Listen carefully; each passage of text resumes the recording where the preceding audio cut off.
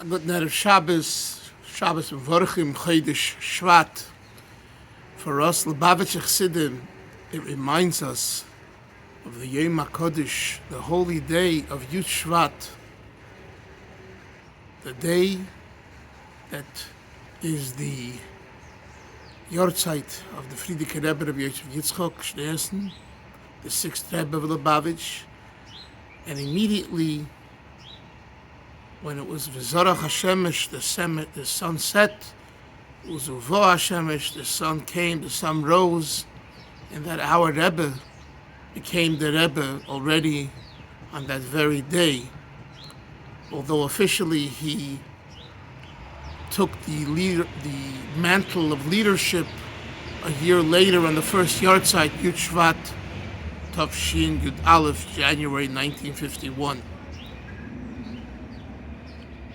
I heard from Rabbi Herson, who heard in the name of Rabbi Chadakov. He heard actually from Rabbi Chadakov himself that by the Rebbe's calendar would start Yud Shvat and end the following Yud Shvat. In other words, why? You know, it's interesting that we're talking about a calendar.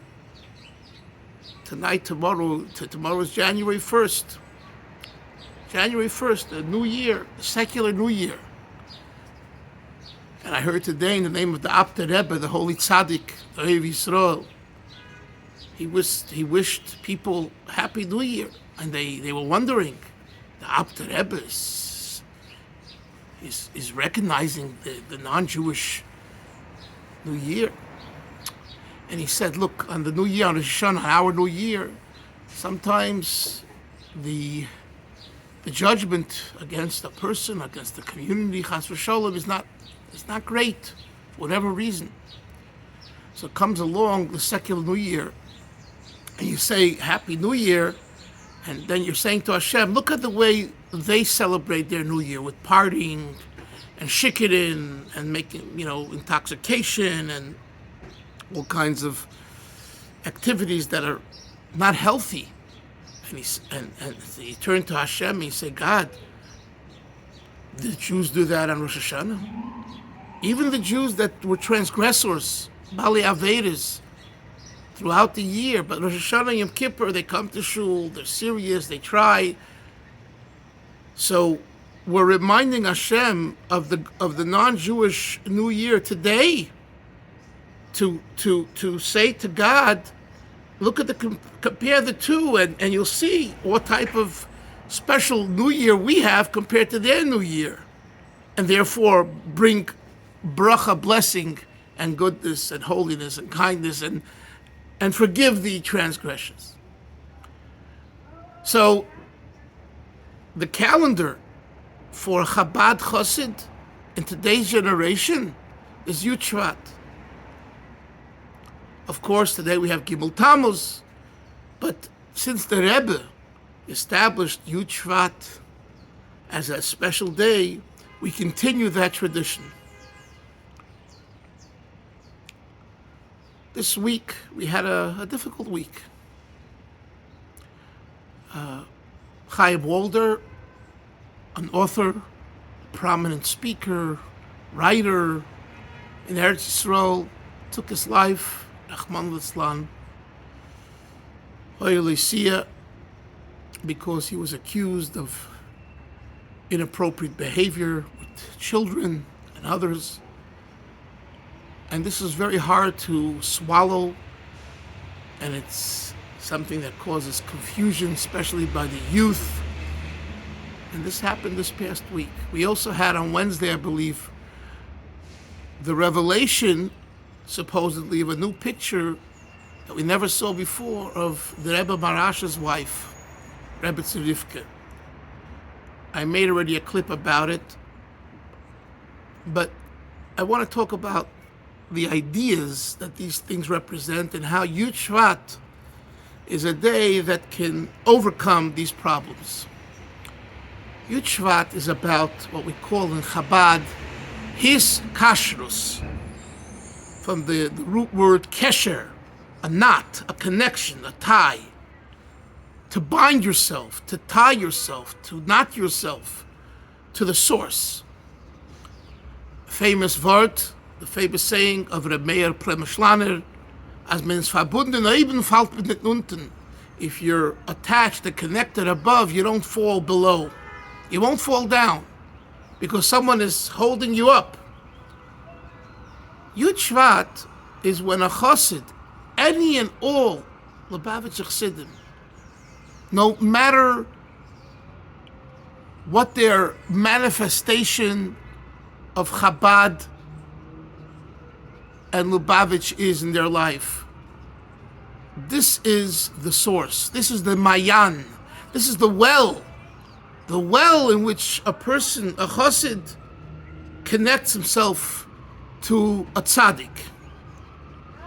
If you're connected to a tzaddik and you work on the connection, and it takes work, it doesn't come from playing golf to eating pizza to surfing the internet. It doesn't work that way.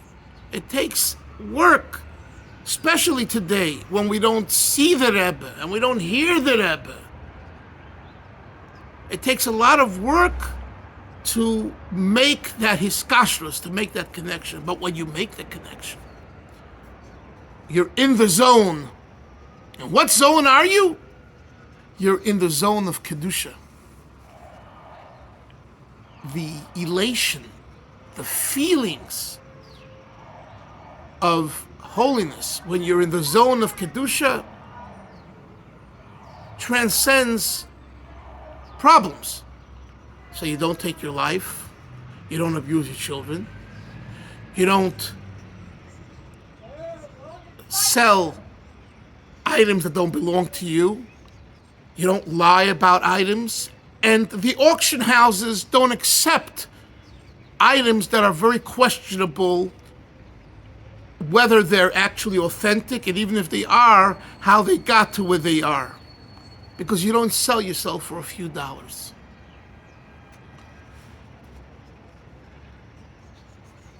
Without a Rebbe, we're like lost sheep. We're on our own. In Yiddish, we have the expression, Jeder einer macht sich Shabbos für sich. Every individual makes their own Shabbos. But Hashem gave you Shabbos. God gave Shabbos, and He tells us how to keep Shabbos. Who are you to make your own style of Shabbos? That's the way it is. Without a Rebbe, it's like making your own Shabbos. One person will say, this is Chabad. The other person will say, this is Lubavitch. This is Yed, this is not. And we go around in circles, and we have discussions and arguments, and the youth hear it and see it, and they say, ich! I don't want any part of it. We need to create in our homes the sense, the feeling, that there is a derech, and we call this derech Darkei Rabbeinu Nisi'enu, the way of our Rebbes, our Nesiim, our leaders. They published a book of Reb Yoel, our Mashpia, who again was celebrating, was still the first year of his Yartzeit, that he passed away this past Vav Benachamov. We're still in the year of Avelis. So the name of this sefer they published while he was alive, with his permission, was called Darkei HaChasidim. Why? Because Reb Yoel was teaching that everything that he shared is based on the way Chassidim lived. There's a tradition here. This isn't a Johnny-come-lately movement. Chabad Lubavitch has a 200-plus year Messiah. You talk about a Messiah, you talk about a tradition. This is our tradition.